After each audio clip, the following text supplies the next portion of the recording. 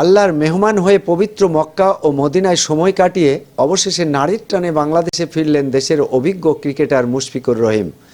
ওমরা পালন করতে গিয়ে মাঝপথে কিছুটা অনাকাঙ্ক্ষিত পরিস্থিতিতে আটকা পড়লেও মহান আল্লাহর অশেষ রহমতে তিনি এখন সুস্থ ও নিরাপদে পরিবারের কাছে।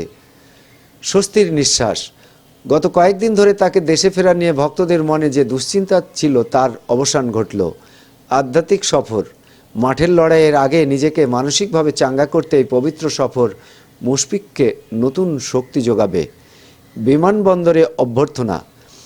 নিরাপদে অবতরণের পর তিনি ভক্ত ও শুভাকাঙ্ক্ষীদের ভালোবাসায় সিক্ত হন। মিস্টার ডিপেন্ডেবলের এই প্রত্যাবর্তন আমাদের জন্য আনন্দের।